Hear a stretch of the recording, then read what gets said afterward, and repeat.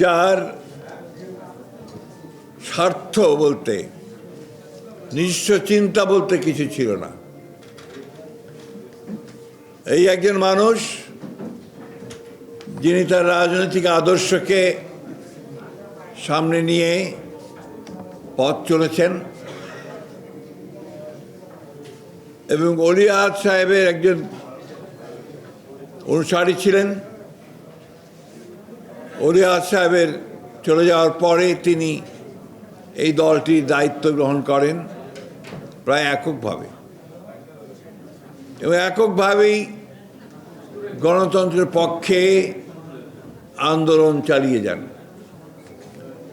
Fascist বিরোধী আন্দোলনের পূর্বেও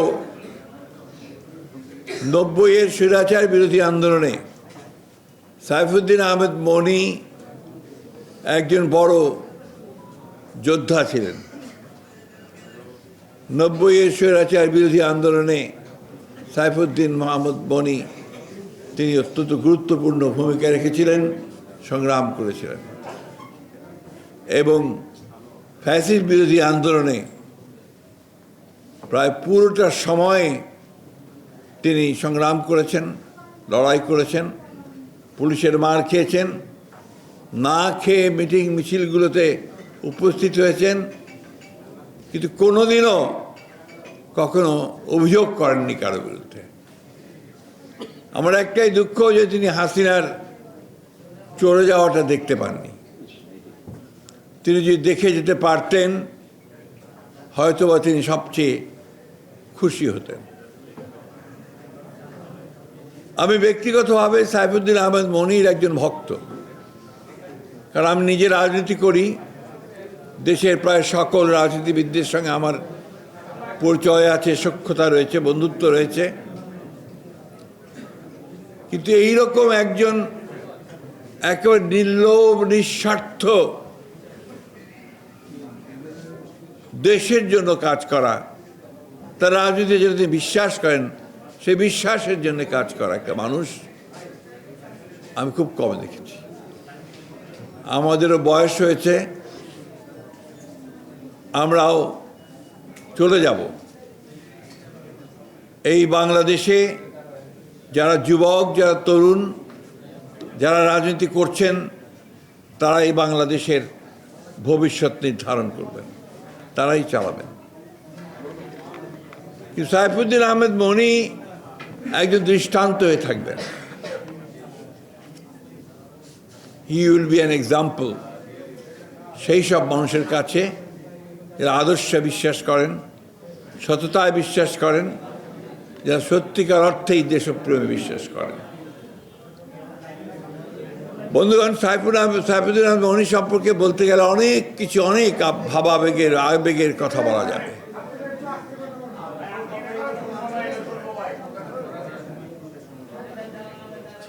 ফরহাদ সাহেব যখন আমাকে এই সভায় আসার জন্য আমন্ত্রণ জানান, আপনাদের সমস্যাটা কি? কথা শুনতে ইচ্ছা করছে না?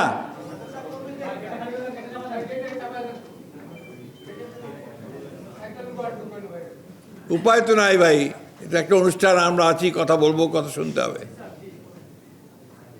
তো এত কথা বললে কি আর কথা বলা যায়? যাই হোক, ফরহাদ সাহেব যখন আমাকে আমন্ত্রণ জানিয়েছিলেন আমি না করিনি, অত্যন্ত আগ্রহের সঙ্গেই সেটা সম্মতি জানিয়েছি। তো এই কারণে যে সাইফুদ্দিন আহমেদ মনি আমাদের চেয়ে অনেক উঁচু স্তরের রাজনীতিবিদ। হয়তো তার অর্থ ছিল না, লোকবল ছিল না, কিন্তু একজন রাজনীতিক হিসাবে, একজন রাজনীতিবিদ হিসাবে তিনি আমাদের চেয়ে অনেক উচ্চমানের রাজনীতিবিদ ছিলেন। আমি সেই জন্য আবারও তার প্রতি আমার গভীর শ্রদ্ধা জানাচ্ছি এবং তাকে আল্লাহ যেন তাকে আবারও বেহেশত নসিব করেন সেই আবেদন জানাচ্ছি। প্রিয় ভাই ও বোনেরা, ইতিহাসের একটা অত্যন্ত কঠিন সময়ে, ক্রান্তি লগ্নে আমরা এখন পার করছি। আমরা 15 বছর একটি ফ্যাসিস্ট দল যারা বাংলাদেশের গণতন্ত্রকে ধ্বংস করেছে, অর্থনীতিকে ধ্বংস করেছে এবং বাংলাদেশের আত্মাকে বিনষ্ট করে দিয়েছে, সেই দলটির বিরুদ্ধে লড়াই শেষে জয়লাভ করার পরে ছাত্র জনতার অভ্যুত্থানের মধ্য দিয়ে আমরা একটা সুযোগ পেয়েছি। সেই সুযোগটি হচ্ছে যে বাংলাদেশকে সত্যিকার অর্থে একটা গণতান্ত্রিক দেশ হিসাবে, গণতান্ত্রিক রাষ্ট্র হিসেবে প্রতিষ্ঠা করবার। আমরা সুযোগ পেয়েছি আমাদের আওয়ামী লীগের দ্বারা যে ধ্বংসপ্রাপ্ত প্রশাসন, রাষ্ট্র কাঠামো, অর্থনীতি, সেটাকে আবার নতুন করে গড়ে তুলবার, নতুন করে কাজ শুরু করবার। এবং সে তার উপরে আশা রেখেই সেটাকে কেন্দ্র করেই আমরা প্রফেসর ডক্টর ইউনূস, যিনি একজন নোবেল লরেট, আন্তর্জাতিক খ্যাতিসম্পন্ন একজন অর্থনীতিবিদ, একজন শান্তির আন্দোলনকারী ব্যক্তি এবং গোটা বিশ্বে যিনি সমাদৃত, তাকে আমরা এই দায়িত্ব অর্পণ করেছিলাম যে তিনি তার উপদেষ্টা মণ্ডলীকে নির্বাচিত করে অতি দ্রুত একটি গণতান্ত্রিক ব্যবস্থায় ফিরে যাবেন, অর্থাৎ একটি নির্বাচনের ব্যবস্থা করে, সকলের কাছে গ্রহণযোগ্য নির্বাচনের ব্যবস্থা করে তিনি জনগণের ক্ষমতা জনগণের হাতে ফিরিয়ে দেবেন। তিনি চেষ্টা করেছেন, কাজও করেছেন এবং সংস্কার কমিশনের মধ্য দিয়ে রাষ্ট্র কাঠামো পরিবর্তনের অনেকগুলো বিষয় হাতে নিয়েছেন। আমরা পত্রিকায় দেখেছি আগামী 17 তারিখে যে বিষয়গুলোতে সমস্ত রাজনৈতিক দলগুলো একমত হয়েছে, সেই বিষয়গুলো নিয়ে একটি সনদ স্বাক্ষর হওয়ার কথা আছে। আপনারা জানেন যে বিএনপি সবসময়ই সংস্কারের পক্ষে। আপনারা জানেন যে বিএনপি 2016 সালে ভিশন 2030 এই নামে একটি কর্মসূচি, এই নামে একটি চার্টার অফ ডিমান্ডস, একটি সংস্কারের কর্মসূচি দেশনেত্রী বেগম খালেদা জিয়া জনগণের সামনে উপস্থাপন করেছিলেন। আপনারা জানেন যে এরপরে ফ্যাসিস্ট বিরোধী আন্দোলন চলাকালীন সময়ে বিএনপি যেহেতু উপলব্ধি করেছিল যে চলমান যে তৎকালীন বিদ্যমান যে রাজনৈতিক ব্যবস্থা, সেই ব্যবস্থায় রাষ্ট্র পরিচালনাতে জনগণের কোনো উপকার হবে না, সেই কারণে বিএনপি অন্যান্য রাজনৈতিক দলগুলোর সঙ্গে আলোচনা করে সংস্কারের 31 দফা কর্মসূচি জনগণের সামনে তুলে ধরেছিল। আপনারা সেই সম্পর্কে সবাই জানেন। সেই 31 দফা সংস্কারের যে কর্মসূচি, যে প্রস্তাব, সেই প্রস্তাবের মধ্যে কিন্তু আজকে পত্রিকায় আপনারা দেখতে পাচ্ছেন যে সংস্কার কমিশন, 6টি সংস্কার কমিশন যে সমস্ত বিষয়গুলোতে সিদ্ধান্ত দিয়েছে বা যে প্রস্তাবগুলো নিয়ে এসেছে, তার বেশিরভাগই আমাদের সেই 31 দফা কর্মসূচির মধ্যে ছিল। 31 দফা কর্মসূচিতে আজকের যারা আয়োজক আছেন, সমমনা জোট, তারাও সমর্থন দিয়েছিলেন এবং সেই আন্দোলনে তারাও শরিক হয়েছিলেন।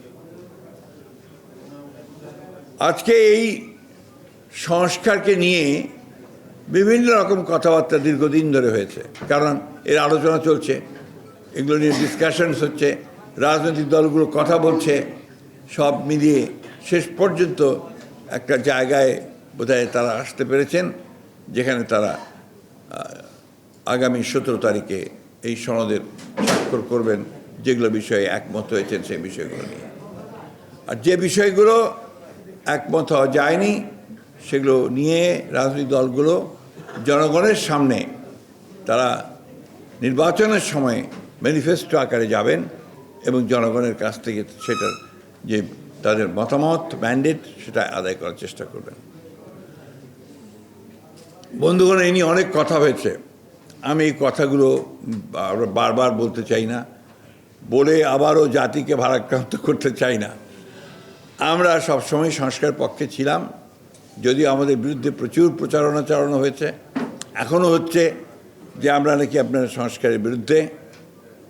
এটা খুব পরিষ্কার করে বলে দিতে চাই, আপনারা জানেন যে সংস্কারের মধ্যেই বিএনপির জন্ম হয়েছে। বিএনপির প্রতিষ্ঠাতা শহীদ প্রেসিডেন্ট জিয়া রহমান তিনি একদলীয় শাসন ব্যবস্থা থেকে বহুদলীয় শাসন ব্যবস্থা প্রতিষ্ঠা করে বিএনপির জন্ম দিয়েছিলেন, নিশ্চয়ই মনে আছে আপনাদের। এই যে মিডিয়ার স্বাধীনতা, এটাও শহীদ প্রেসিডেন্ট জিয়া রহমানের ওই সময় দেওয়া। পরবর্তীকালে প্রেসিডেন্সিয়াল ফর্ম অফ গভর্নমেন্ট থেকে পার্লামেন্টারি ফর্ম অফ গভর্নমেন্ট নিয়ে আসা দেশনেত্রী বেগম খালেদা জিয়া করেছিলেন। এমনকি যে কেয়ারটেকার গভর্নমেন্ট আমরা গ্রহণ করতে চাইনি, সেই কেয়ারটেকার গভর্নমেন্টকে আমরা গ্রহণ করে আলাদা পার্লামেন্টের নির্বাচন করে সেই পার্লামেন্টের সেশনে এক রাত্রিতে আমরা কেয়ারটেকার গভর্নমেন্ট যে বিষয়ের যে আপনার যে আর্টিকেল, যেটা আপনার সংশোধনী, সেই সংশোধনী আমরা সংশোধনে পাশ করেছিলাম। এত কিছুর পরেও এই কিছু সংখ্যক মানুষ আছেন, দল আছে, যারা বিএনপিকে বিভিন্নভাবে দোষারোপ করার চেষ্টা করেছে, এখনও করছে।